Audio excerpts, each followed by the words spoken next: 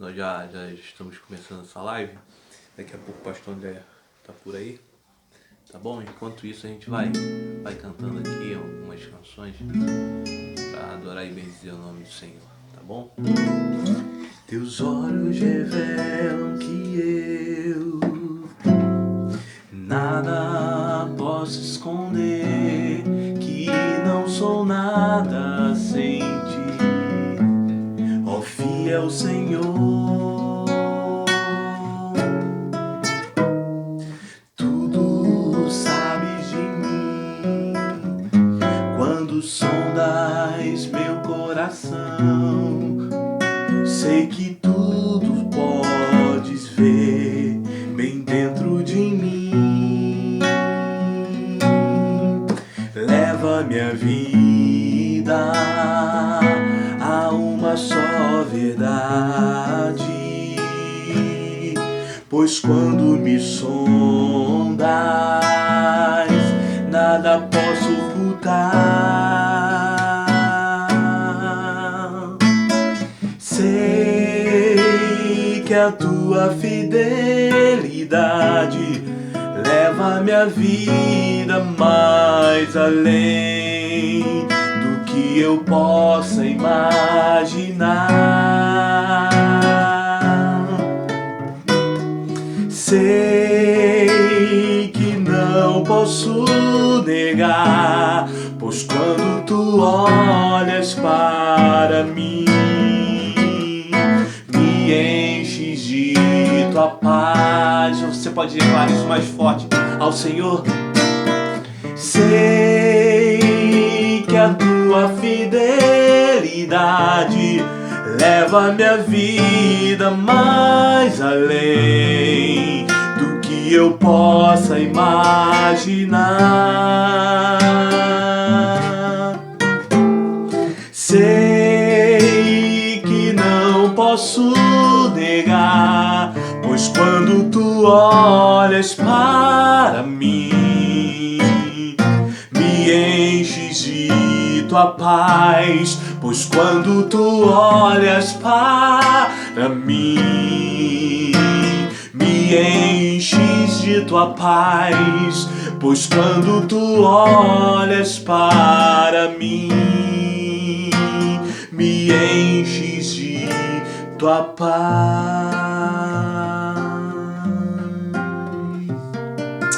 Amém. Bendito seja o nome do Senhor. Bendito seja o nome do Senhor. Te adorar é meu viver, te servir é meu prazer. Bendito seja o nome do Senhor. Bendito seja o nome do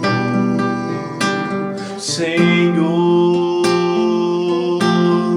Bendito seja o nome do Senhor. Te adorar é meu viver, te servir é meu prazer. Bendito seja o nome do Senhor. Bendito seja o nome do Senhor. Bendito seja o nome do Senhor.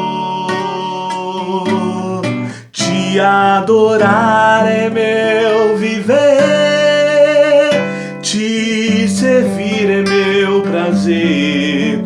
Bendito seja o nome do, bendito seja o nome do, bendito seja o nome do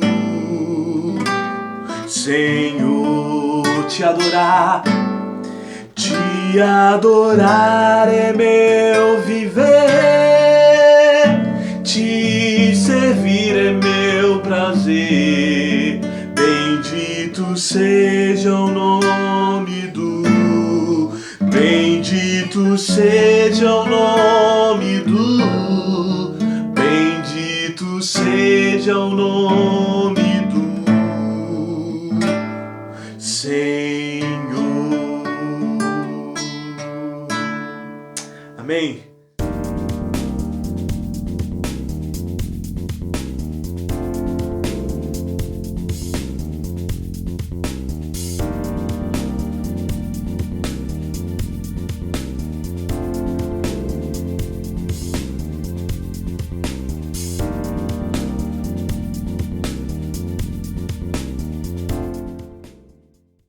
Tá bom, já tá. Graça e paz, que bom novamente estarmos juntos, né? Encontrando como família, irmãos, né? A gente tem dito, né?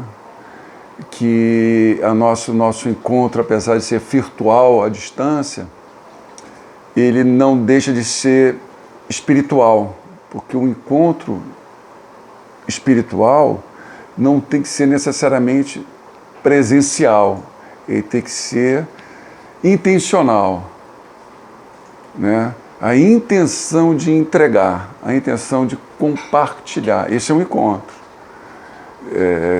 O ajuntamento, né? A reunião, ela contempla a necessidade satisfeita e o interesse atendido. Então a gente se reúne porque a gente tem uma necessidade, porque tem um interesse a alcançar. Isso é uma reunião. Aí a reunião é um coletivo de indivíduos que tem um objetivo comum. Vamos fazer isso, a gente faz essa reunião para a gente alcançar aquele objetivo. O encontro familiar, a comunidade, ela não se encontra porque tem uma necessidade para satisfazer, ou porque tem um interesse para ser contemplada. Ela se encontra porque é desse jeito que ela comunga. É se encontrando, é desse jeito que se comunica. É desse jeito que se conversa, é desse jeito que eu vou saber, é desse jeito que eu vou entregar e vou receber, é desse jeito que a gente vai partilhar. É uma mesa, é o Salmo 28, bem-aventurado o homem que tem a sua família ao redor de si. Então o que Deus quer como pai é seus filhos ao redor da mesa, aonde ele vê os filhos na sua plenitude, partilhando daquilo que é do nosso Pai. Pai nosso, dai o nosso pão hoje, para partilhar. Esse é o entendimento de Deus em relação a nós. Essa é a forma que Deus, sendo quem Ele é, da essência de quem Ele é, das virtudes que tornam quem Ele é, do seu absoluto, da sua soberania, da sua supremacia, que é amor, a vontade de um pai que ama, formando uma família da qual, através dos filhos, é conhecido as virtudes que o tornam a pessoa que ele é. Então, Jesus não veio revelar Deus, porque, segundo as Escrituras, Deus já é conhecido pelos seus atributos. Romanos 2 diz que os atributos de Deus, o seu poder, a sua divindade, são conhecidos por meio do testemunho da natureza. Então, a cachoeira, as árvores, testemunho da onipresença, da onipotência e onisciência de Deus. Os pássaros, os animais dão testemunhos, são testemunhos do poder de Deus, daquilo que Deus pode fazer. Mas não tem nenhum ser que é testemunha de quem Deus é. Então eu sou testemunha de Deus. Então a pessoa me vendo e convivendo comigo, recebendo daquilo que Deus me deu para dar, as pessoas vão entender quem Deus é. Então esse encontro de partilhar a fé mútua, de dons, essa intencionalidade de se encontrar para dar, é que fortalece a nossa consciência, transforma o nosso entendimento de quem Deus é, qual é a vontade de Deus, quem nós somos, o que Deus deu para nós de modo que nos constitui. O que Deus me deu me constitui filho. E aquilo que Ele me deu, que me constitui filho, não é para mim próprio, é para eu entregar para o outro. Então, ao entregar para o outro, eu me entendo mais como filho. E por que eu entrego? Qual é o propósito dessa entrega? O que Deus tem em mente com essa entrega? É o que propósito dele, a igreja. Então, a igreja é a unidade do Espírito. São os irmãos em comunhão. A igreja se movimenta numa agenda relacional. A igreja nós não fazemos igreja numa agenda funcional, ocupando as pessoas. A igreja tem uma agenda relacional onde a igreja vai se entendendo como igreja, como família.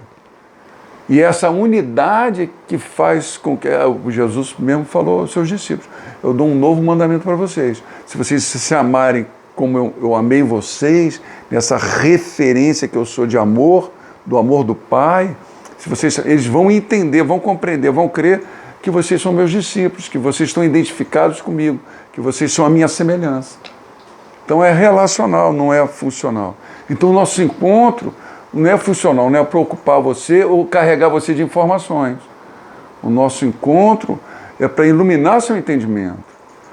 É para que você tenha mais consciência de quem você é, para que você seja mais responsível, mais resposta, mais responsável para entregar daquilo que Deus te entregou ao próximo.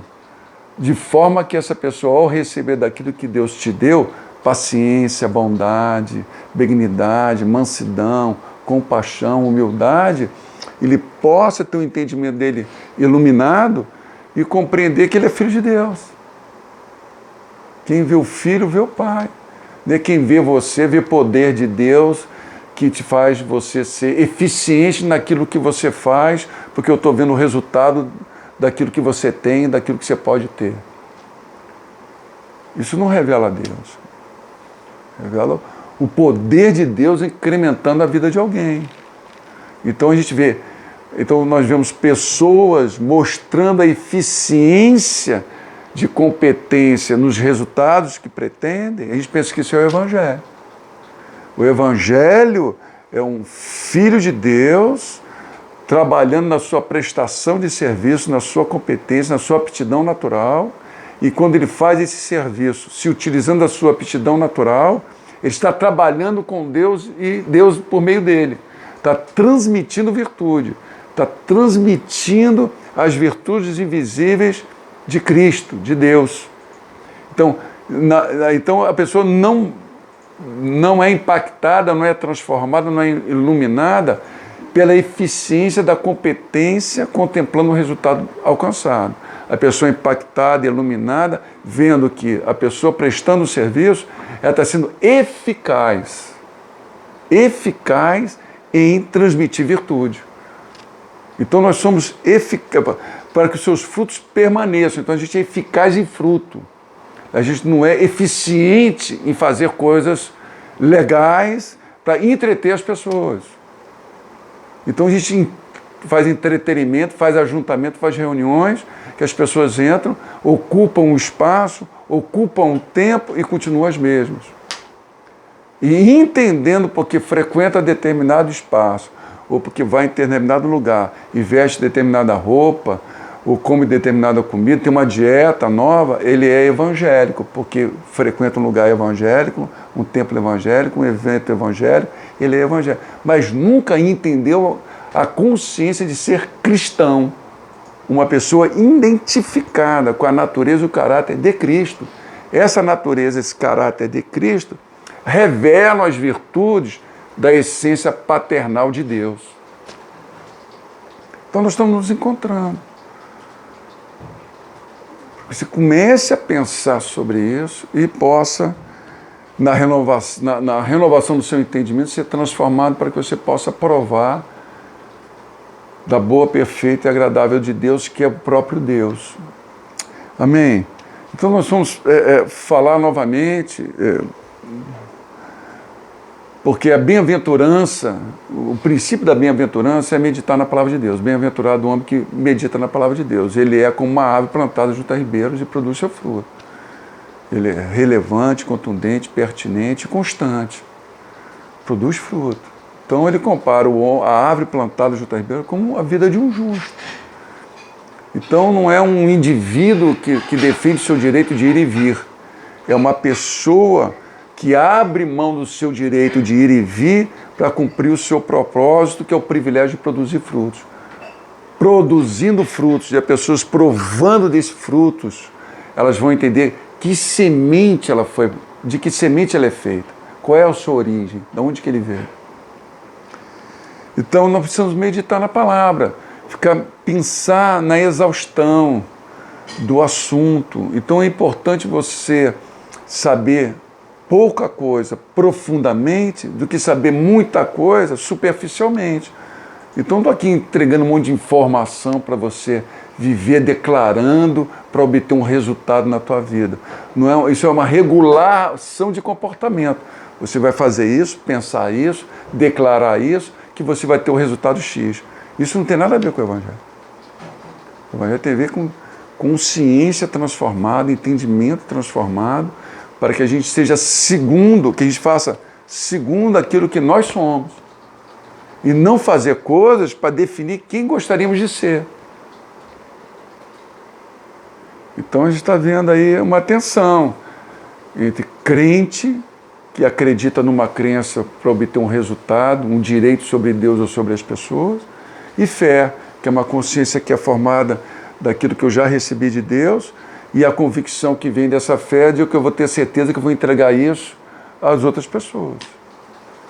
Fé não é para tirar algo de Deus. Fé é entender o que eu já recebi e a convicção é a certeza que eu vou entregar a outra pessoa.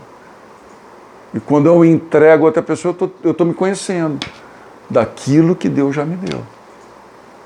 Então, meditar sobre isso. Então, a gente vai estar falando sempre a mesma coisa, mas de formas diferentes. É o único Evangelho. Então vamos aproveitar desse encontro. Nós estávamos falando da última vez que nós estivemos juntos de Romanos capítulo 8, porque a gente tem defendido, falado, que já era decorrente na nossa vida essa expressão: Deus está controlando tudo.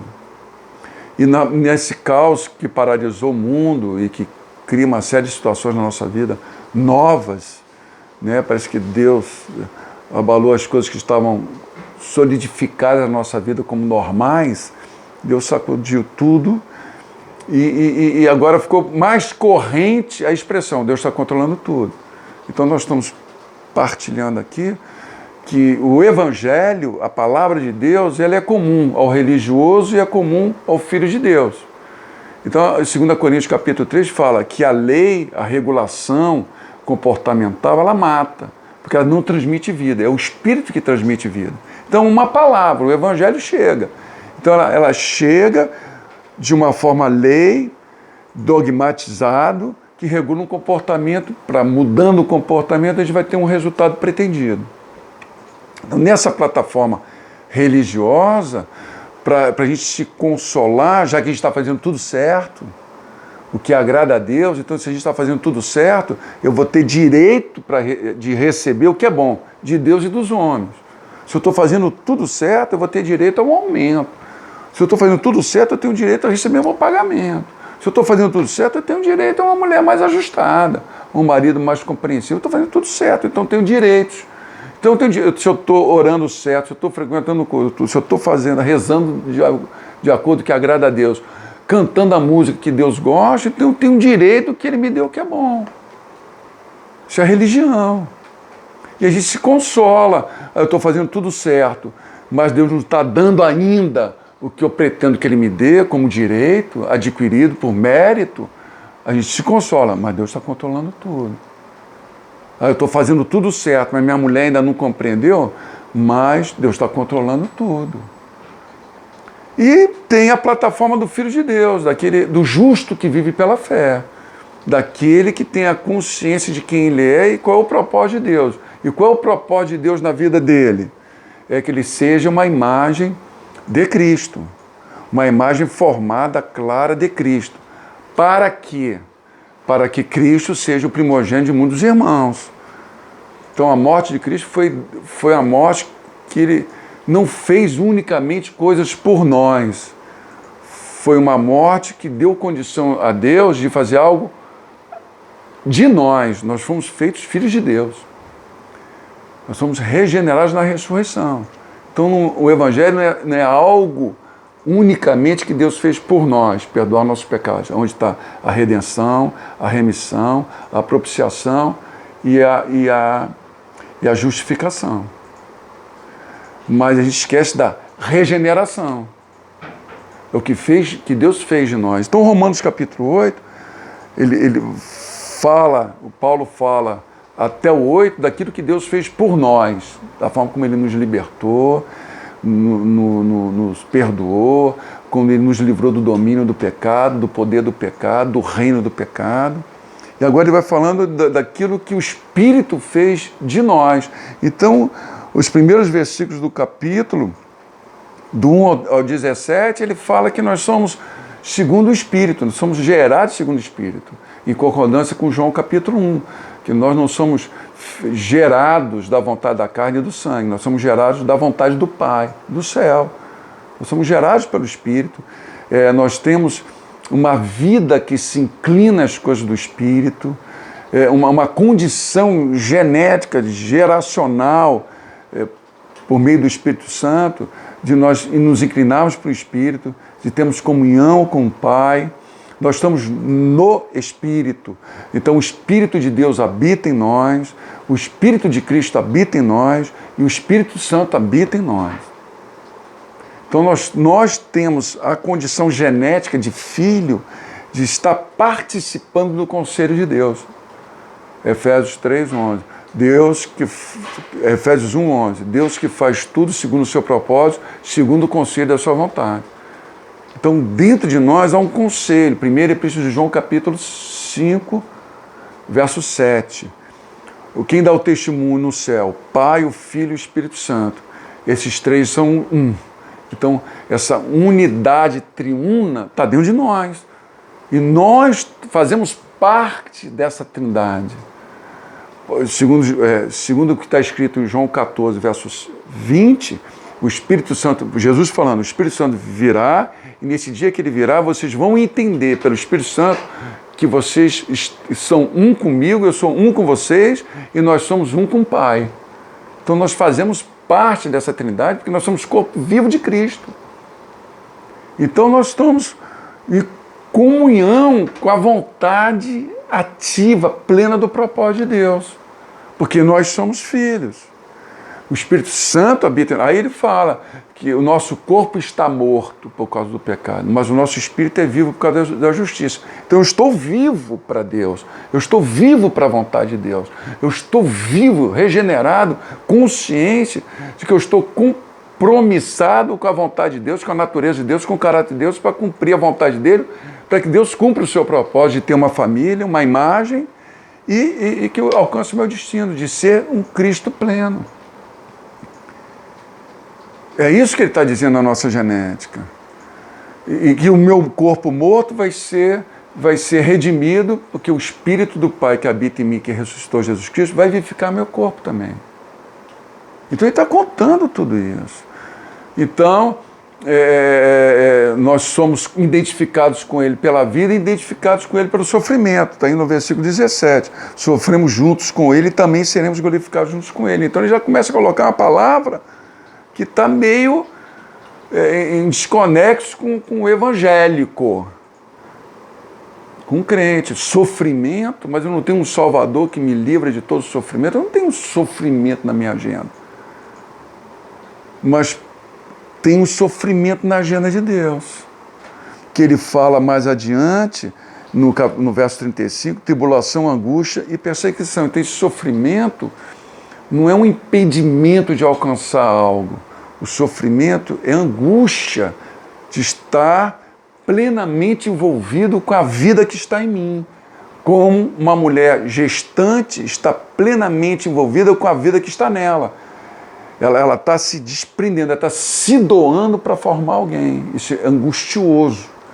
É a angústia que a árvore sofre se submetendo à vida que está nela, intrínseca a ela, essa lei de vida, como diz em Romanos 1, que leva à produção de frutos. Essa angústia, esse sofrimento, que faz parte do nosso ser, da nossa vida, da vida de Cristo, da vida de Deus. Ele continua falando que a natureza, a criação toda está gemendo numa expectativa da manifestação total dos filhos de Deus na sua plenitude. Então isso é um futuro. Quando Jesus voltar e os filhos de Deus se revelarem como eles são, a terra vai estar livre do seu cativeiro, é a nova terra. Porém, Jesus fala que nós somos filhos da luz, Efésios capítulo 5, verso 18. Nós somos filhos da luz. E Mateus 5 diz que nós somos a luz do mundo. E que as nossas obras brilham, iluminando o entendimento do homem para que o homem entenda que Deus é Pai. Então, nós hoje nós não oferecemos a luz plena dos filhos de Deus para a criação, para o universo, mas nós somos luzeiros, Filipenses capítulo 2. A nossa vida de luz é que dá esperança para a criação perseverar, querendo no futuro ver a glória dos filhos de Deus. Esse é o entendimento.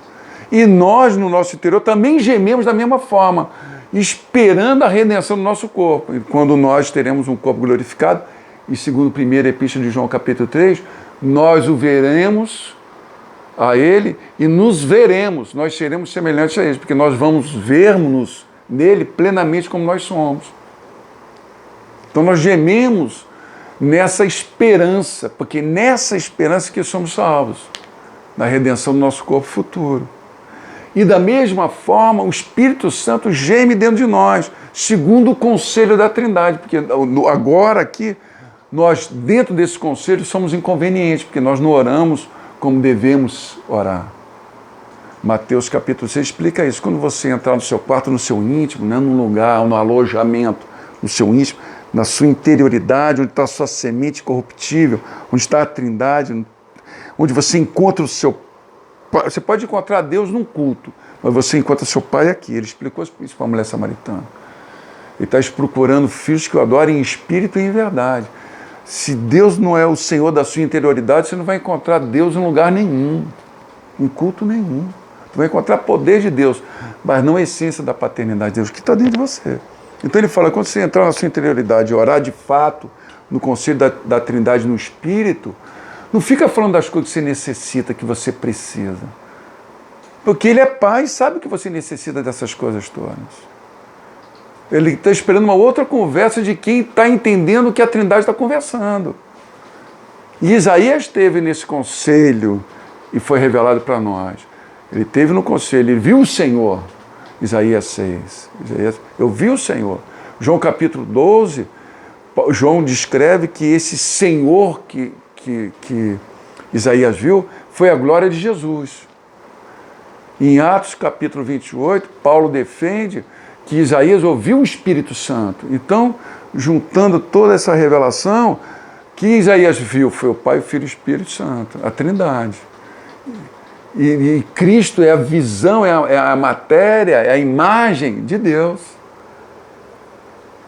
E o Espírito Santo é a comunhão. Então, juntando todos esses textos, o que nós estamos vendo? As virtudes de Deus, o amor do Pai, a graça do Filho e a comunhão do Espírito Santo. É essa virtude que nós somos feitos. Nós somos batizados no Pai, no Filho e no Espírito Santo. Nós nos identificamos no caráter e na natureza do amor do Pai, no caráter e na natureza da graça do Filho e no caráter e na natureza da comunhão do Espírito. É tudo nós. Então o Espírito Santo está gemendo dentro de nós para que haja uma comunicação, uma comunhão, uma transmissão da vontade triuna dentro de nós, para que nós sejamos, como diz em Romanos capítulo 8, guiados pelo Espírito Santo, direcionados pelo Espírito Santo.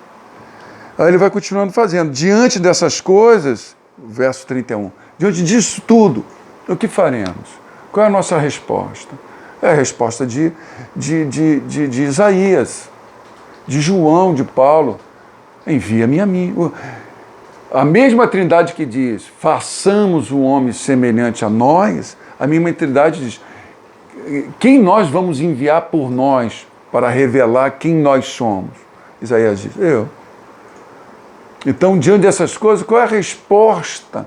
Qual é a nossa responsabilidade? É nós, eu e você, que vamos representar Deus, que vamos ser uma imagem da semelhança de Deus, que envia a gente ver o Pai. Nesse mundo que agora está numa pandemia, mas que ele pode estar, como diz os próprios cientistas da área da saúde e cientistas sociais, estão dizendo que vai haver uma nova normalidade. Então, você vai continuar filho representando Deus na nova normalidade. Como se está representando Deus agora, nessa transição da antiga normalidade para a nova normalidade. O que é a nova normalidade? Não importa. Eu sou uma árvore que produz frutos. Então, eu estou enfrentando um futuro com a certeza que eu não vou mudar, que eu vou continuar filho de Deus. E é isso que Deus espera para enviar um homem responsável, maduro, que seja a resposta, que seja a luz do mundo, luzeiro, que continue sendo uma direção profética, uma referência de como um filho de Deus se comporta, agora e sempre na nova normalidade. É isso que nós estamos compartilhando. Então, quando ele chega nisso, ele fala, quem nos separará do amor de Cristo? Será a tribulação, ou a angústia, ou a perseguição, a fome, ou a nudez, ou o perigo, ou a espada? Eu estou lendo o verso 35.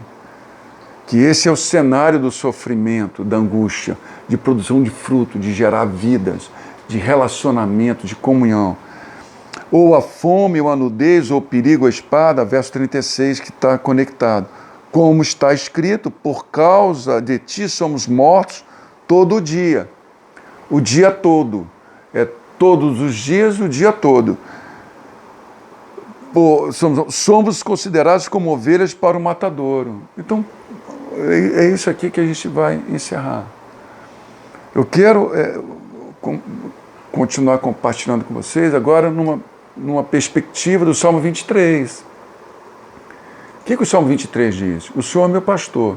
Ele continua. Porque o Senhor é meu pastor, nada vai me faltar. Ele me faz deitar sobre pastos verdejantes e me guia a águas tranquilas. Então, aí continua o processo. Ele vai me guiar em veredas de justiça, que ele vai me ajustar, vai me levar ao caminho da morte. E no fim desse processo de formação, que eu saio como uma criança que está dormindo sobre a comida, que tenha todas as necessidades supridas, a ser o cordeiro servido à mesa.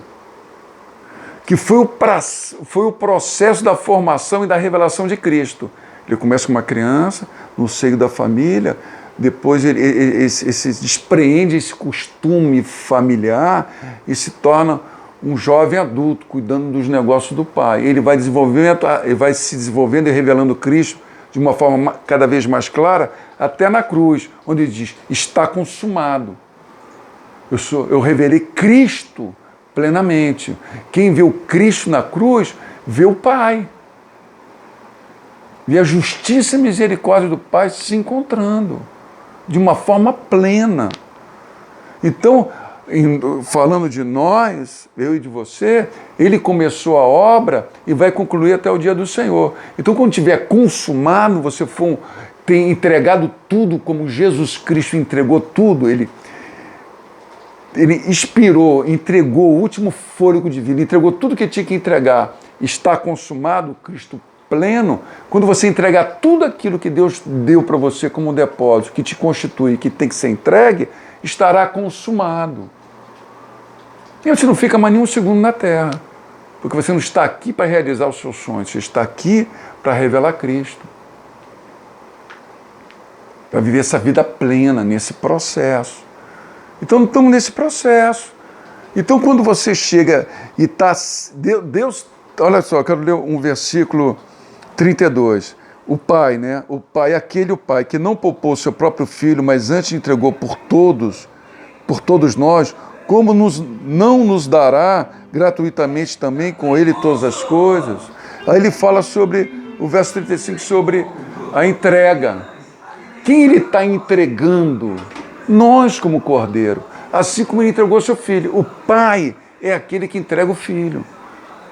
Então, no meio de uma conjuntura de tribulação, de perseguição, de angústia, qual é a resposta de Deus para as pessoas que estão sofrendo? Ele entrega você como cordeiro, como ele entregou o filho dele como cordeiro. Essa é a resposta de Deus. As pessoas estão clamando nessa pandemia. Qual a resposta de Deus? Nós, a igreja. E não vai ter a gente quer uma intervenção do poder de Deus que sare a nossa terra. Não. A resposta de Deus é um filho aqui na terra falando: Deus, faz a sua vontade através de mim, para que eles vejam a sua glória. Então, no meio da tribulação, do problema, da angústia, da perseguição, nós somos a resposta. Nós somos esse cordeiro entregue, cheio de misericórdia e compaixão. Então, o que o Salmo 23 diz? Que nada... O que o Romanos 8 diz? Nada vai me faltar para eu ser esse cordeiro. Nada vai me faltar na minha constituição genética para que eu possa revelar Cristo. Assim como não faltou nada para Jesus revelar Cristo. Todas as condições que Jesus tinha para não se salvar, mas para se entregar para revelar Cristo, está em nós agora. Agora é a nossa vez, como irmãos dele. Então não vai me faltar nada. E não vai me faltar nada de subsídio. Então, quando eu estou me entregando na tribulação, na perseguição, eu não estou pensando se vai faltar uma coisa para mim. Como nunca passou na cabeça de Cristo quando ele estava se entregando pelos seus... Amei meus amigos até o fim. Da forma que ele estava se entregando a todas as pessoas que estavam lhe tocando, quando ele estava falando com todas as pessoas, de uma forma que as pessoas testemunhavam que ele fala com toda autoridade, toda uma entrega. Ele estava totalmente contundente, totalmente categórico, inteiro, pleno, dando a sua vida. Ele fala sobre isso. O lobo come a ovelha, um mercenário usa ela para o seu interesse, mas eu dou a minha vida espontaneamente.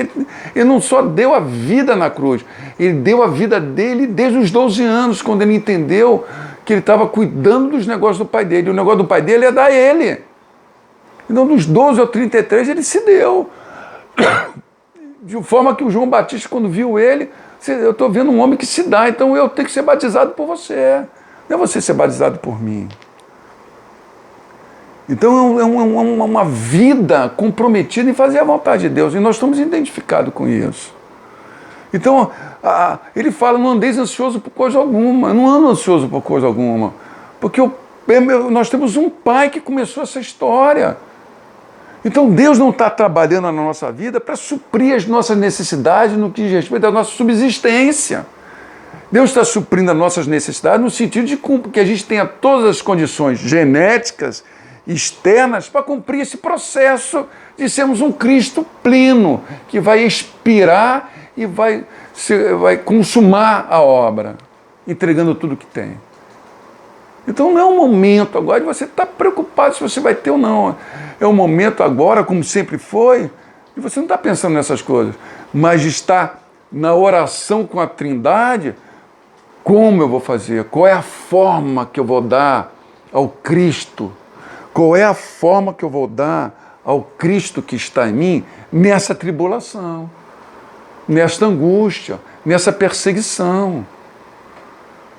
O Pai vai dar a forma, o Pai vai dar a linguagem, o Pai vai dar o como, onde, com quem. Você vai se entregar. Eles não pedem: Pai, me dá o pão, Pai nosso, dá-me o pão hoje, como eu não tivesse pão para comer. Como esse pão fosse para mim: Pai, dá-me o pão hoje, porque eu vou sair agora distribuindo esse pão.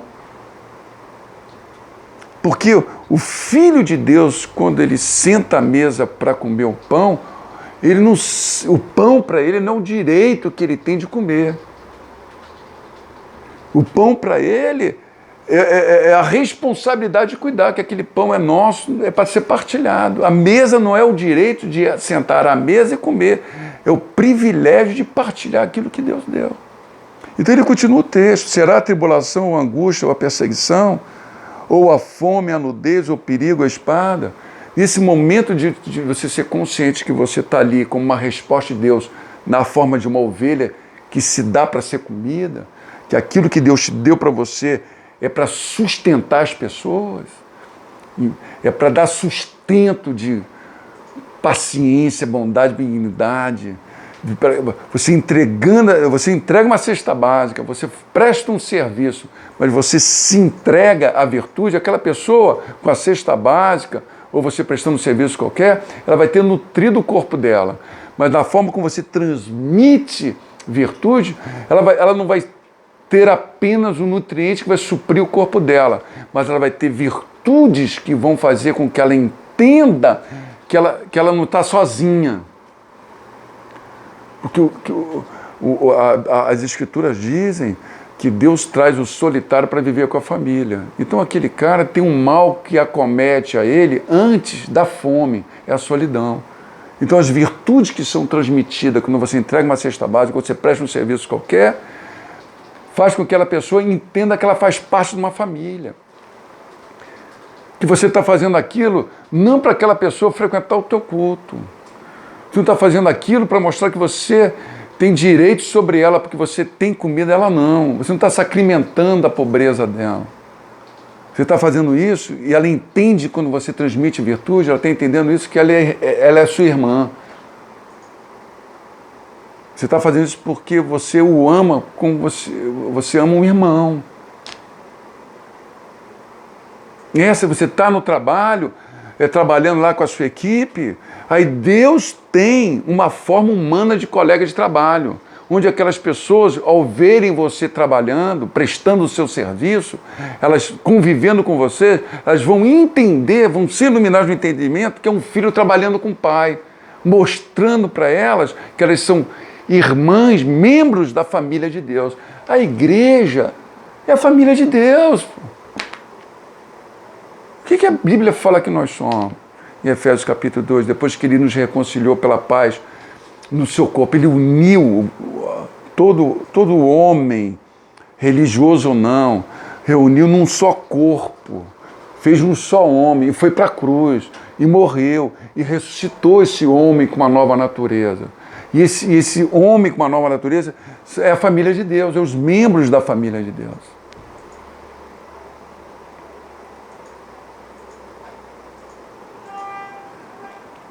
Então, essa palavra é para te encorajar, é para você chegar consciente, iluminado no seu entendimento. Você possa, no meio dessa tribulação, desse momento de angústia, você não se levantar, como diz o texto aqui, fome, nudez e perigo, se levantar para defender os seus direitos. Eu tenho feito tudo certo, agora eu tenho direito a comer, eu tenho direito a ter roupa, eu tenho direito à segurança. Vocês não têm o direito de fazer isso com espada comigo. Por quê? Porque eu faço tudo certo para Deus, eu faço tudo certo no meu trabalho, então eu tenho um direito que é bom. Então o Filho de Deus, a ovelha que está sendo entregue, para que as pessoas possam ver a matéria do amor de Deus, não são aquelas pessoas que, num momento de tribulação, de perseguição e de angústia, reivindicam os seus direitos. Porque se você vive fazendo coisas para assegurar os seus direitos, para conquistar direitos e para preservar os seus direitos, você não conhece o propósito da vida. Porque o propósito da vida não é se esforçar para ter os seus direitos adquiridos. O propósito da vida é você abrir mão dos seus direitos para que as pessoas tenham o privilégio de conhecer um Filho de Deus. E conhecendo um Filho de Deus, percebam que eles também são filhos de Deus pelo Espírito Santo. Então, o crente faz o melhor para ter mérito, para ter direito. O Filho de Deus, Jesus conhecia Deus, sendo Ele Deus. Ele veio na terra e aprendeu a viver como filho de Deus. De modo que ele, conhecendo Deus plenamente, não sabia de tudo, como era viver como filho de Deus na terra.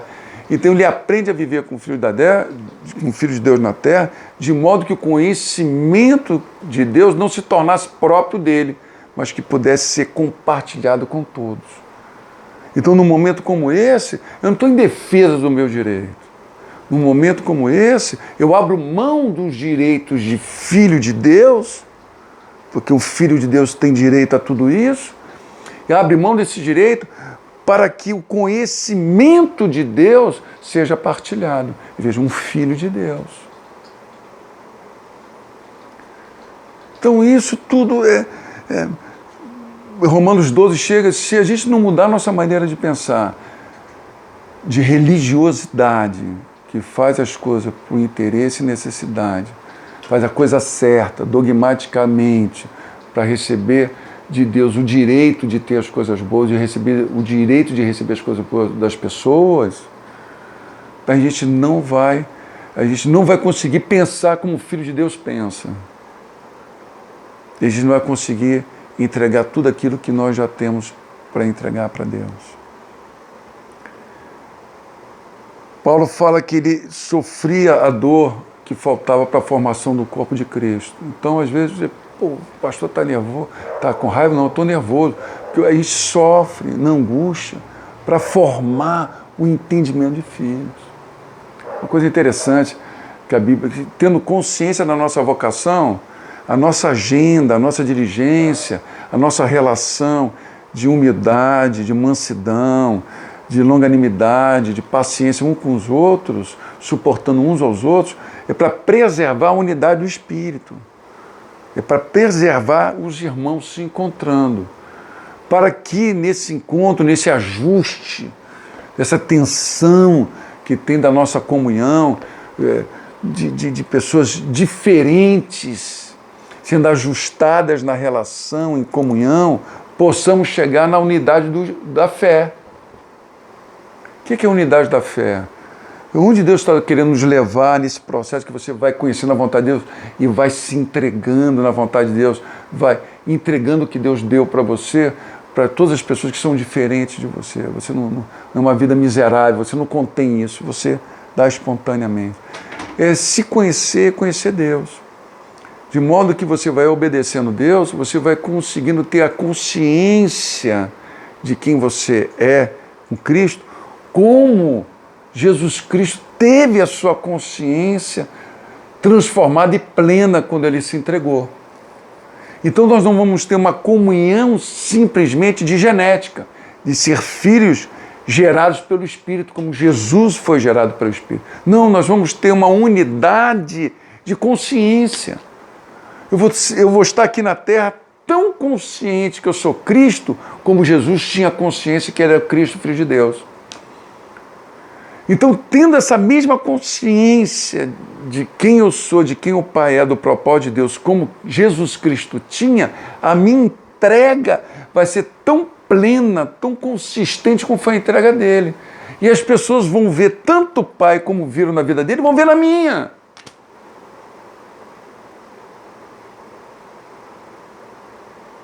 Então, diante dessas coisas todas, eu vou, sem medo da morte. Vou enfrentar a morte de uma forma própria, vivendo a vida que Ele me entregou para eu entregar, a vida que Ele me deu para eu entregar. Então é isso, esse é o Evangelho, dessa consciência. Então nós estamos assim, partilhando isso, orando, intercedendo para a igreja.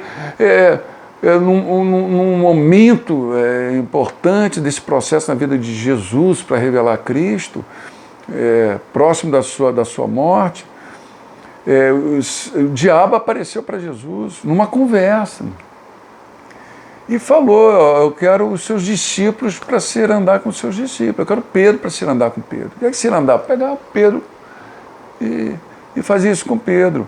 Botou o Pedro de perna para o ar. Eu vou fazer algo com o Pedro que o Pedro não vai saber se ele está subindo, se ele está descendo. Se ele está de cabeça para baixo, se ele está em pé. Vou mexer com a vida dele.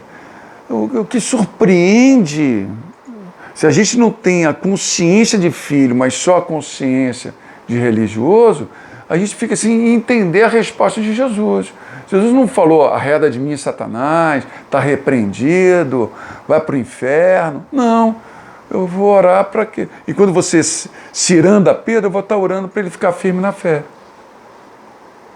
para que ele não mude, para que ele fique firme na sua consciência que ele é filho. Então, nessa situação toda, que ele pega você e te oferece como uma resposta na tribulação, como para aquele que vai ser morto, que vai ser comido, que vai se oferecer na tribulação, na angústia, na perseguição, sem direito nenhum. Ele está fazendo isso e está orando por você, para que você fique firme na fé. É o que diz em Romanos capítulo 8. O Espírito testifica com o nosso Espírito que nós somos filhos de Deus. Então o crente fica querendo o poder de Deus para livrar ele da situação. E o Espírito, o Pai e o Filho testemunham que ele é filho. Você recebe um testemunho que você precisa para continuar firme na fé. Você é filho. E não é o poder que você recebe para você ser livrado da tribulação, você ser salvo das pessoas que você tem que atender. Que Deus vai te livrar das pessoas que Ele quer te enviar para as pessoas entenderem como é ser filho de Deus. Então a minha oração nessa pandemia é que a sua fé fique firme. Que você seja responsável, consciente. E quando você orar, Deus me deu pão, eu vou entregar esse pão aonde? Qual é a tribulação que o Senhor vai me colocar? Para eu sentir angústia de dar fruto e formar pessoas, mesmo que eu seja perseguido. Porque aquele que está me perseguindo é tão necessitado da glória de Deus como aquele que está me atribulando. Nessa mesa, eu não vou distinguir quem tem direito e quem não tem direito de me comer. Quem eu me encontrei é o que está me perseguindo, esse vai comer de mim. Vai ver Cristo em mim. E aquele que está atribulando tudo, o patrão, a esposa, o marido, o filho que está atazanando a sua vida, esse vai ver uma mãe, vai ver Deus em forma de mãe, porque Deus precisa de uma forma humana na tua casa, não precisa de uma mãe divina, de um pai divino, que ora e Deus vem e resolve tudo. Não, Deus quer uma forma humana de pai, para que o filho veja Deus. A esposa prefere, Deus tem uma forma humana de marido para a esposa ver Deus. Deus tem uma forma humana de filho para o pai ver Deus. Então Deus tem uma forma de amigo de trabalho. Ora pelo poder de Deus para que não seja contaminado pelos colegas de trabalho. A gente está desistindo das pessoas porque as pessoas não são evangélicas. Por que você desistiu daquele cara? Ah, porque não é evangélico, porque não vai no culto. Chamei tantas vezes ele para o culto, desistir. Já pensou? Consegue pensar nisso? A gente faz isso com uma normalidade. A gente não pode desistir de ninguém. Todos são nossos. A Bíblia diz em 1 Coríntios capítulo 3, ninguém te engane, tudo é vosso. Todas as pessoas que Deus tem colocado para você se encontrar, são suas. São Deus que te deu. Jesus chegou no céu, são todos aqueles que o Senhor me deu. Estão aqui, nenhum perdeu. Cuidei de todos eles. Não fui miserável, dei tudo espontaneamente.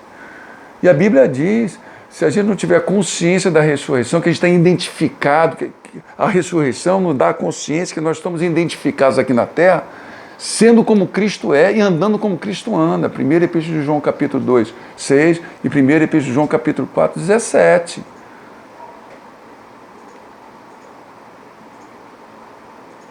Então é nosso. A gente não pode ser miserável, a gente tem que ser responsável. Eu não posso ser um crente de devoção. Eu tenho que andar segundo a minha vocação espiritual. E amadurecer, ser pleno. Deus está trabalhando, Deus está te impulsionando, Deus parou o mundo para impulsionar você. Deus parou o comércio, todas as instituições paralisaram, não estão sabendo o que fazer para movimentar você. Mas para ver a luz da glória dos filhos de Deus, não, para ver luzeiros. A Bíblia diz para ser cheio de frutos de justiça. Quando você entra num lugar em tribulação, você enche de justiça, de misericórdia. Porque só há justiça quando alguém é misericordioso. porque a pessoa tem misericórdia no coração, ela fica indignada com a injustiça. Estão fazendo acepção de pessoas. Você quer fazer justiça, quer fazer equidade. O justo, onde passa um justo, a gente fala assim, passou fé. O justo vive pela fé, revelando Deus. Você cheio de fruto de justiça. Filipenses capítulo 1 e Filipenses capítulo 2. Você num luzeiro. Como que você brilha no lugar? Fazendo justiça, abrindo mão dos seus direitos. O maior culto que a gente pode prestar a Deus é fazer justiça, um coração cheio de misericórdia. Como eu sei disso? Oséias 6,6. Se vocês entendessem, está falando isso há quantos séculos, se vocês entendessem que eu quero misericórdia e justiça, não quero culto. Mateus 9. Se vocês tivessem entendido, mesmo Deus apelando, direcionando os filhos, se vocês entendessem que eu não quero culto, eu quero justiça e misericórdia. A gente quer levar essas pessoas atribuladas que nos perseguem para um culto de libertação. Seja a resposta. A minha oração é que você fique firme na fé. A minha oração é que você chegue diante do seu Pai e não fique, está faltando isso também, porque não te falta nada, nenhuma condição dentro de você de revelar Cristo. E quando você caminhar nessa direção, tudo que é subsídio de necessidade vai ter. Roupa, comida, tudo aqui, segurança, roupa, comida. Deus falou para Paulo, não fica com medo, porque eu tenho muito povo nessa cidade, falando sobre Coríntios, não fica com medo, porque quando ele pregou em Coríntios aconteceu muitas coisas, muitas ameaças, ele foi para casa, Deus apareceu para ele, não fica com medo, não temos, porque eu tenho muito povo nessa cidade, prega com ousadia, se entrega plenamente, eu estou contigo, eu não vou fazer nada por eles, eu vou fazer por eles através de você.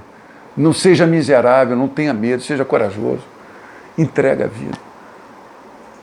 Nunca faltou nada para Paulo. Me diz o que faltou para Paulo. Nunca. Completei a carreira. Faltou. Você vai para Roma. O navio afundou. Não se perdeu ninguém. Ele não podia vir e o navio não afundar? Ele afundou o navio, mas ninguém se perdeu. Foi parar numa ilha, toda a ilha se converteu. E chegou em Roma, como Deus falou que ia acontecer. Então nada vai te faltar. Descansa. Nada vai te faltar. Descansa sobre o suprimento de Deus. Tenha tranquilidade no suprimento. Quando você estiver entregando a sua vida na tribulação, lá do teu trabalho, na relação familiar, se entregando, descansa que nada vai faltar.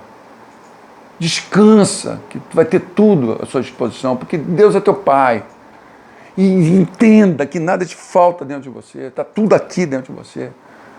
Além de ser genético, tem a presença do Pai, do Filho e do Espírito Santo, 2 Tessalonicenses, capítulo 2, do verso 13 em diante, que Deus mesmo em você, juntamente com Jesus Cristo, consola o seu coração e te confirma em toda palavra e boa obra. E toda vez que, em outras palavras, toda vez que tu vai e se entrega, libera uma palavra de esperança, de vida na tribulação, na angústia, na perseguição, abrindo mão dos seus direitos, quando você ajuda, abraça, visita, se entrega, abrindo mão dos seus direitos, fazendo justiça, Deus e Jesus Cristo, pessoalmente, está na Bíblia, vai consolar o seu coração e vai te confirmar em toda a palavra que você falar e toda a obra que você fizer.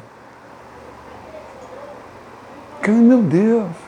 A gente fica esperando o poder que te salva. Não, tu vai lá, vai fazer, vai se entregar e eu vou consolar seu coração. Deus mesmo vai te consolar. Você é meu filho.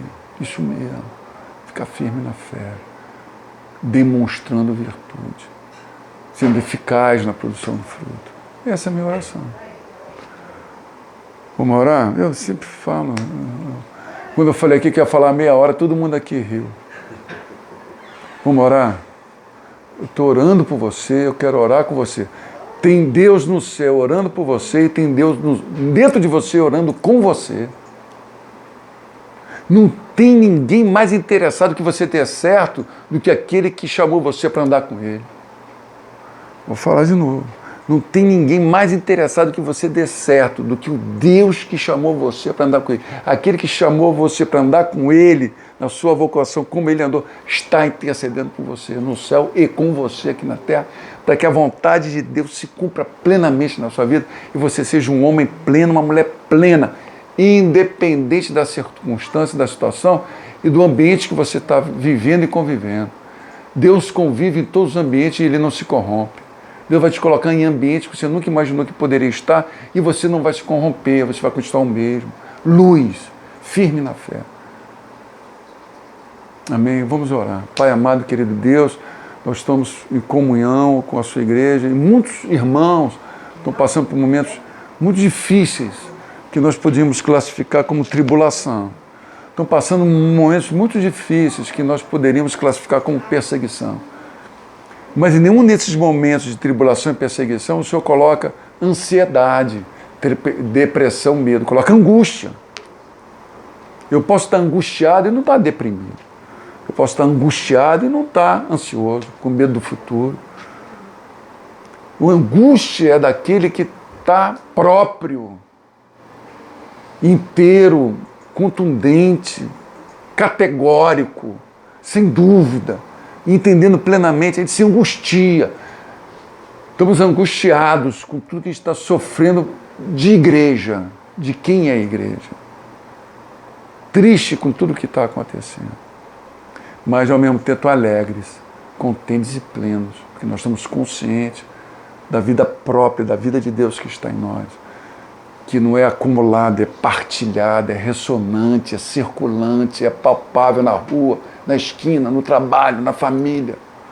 É contida, é expandida. Pai, em nome de Jesus. E que esses irmãos que estão ali possam, nesse momento, nessa dificuldade, entender, compreender, serem iluminados da responsabilidade. Porque você não estaria nessa situação encontrando com pessoas que você está se encontrando. Você não estaria nessa situação, você não estaria nesse nível de relacionamento que você está agora.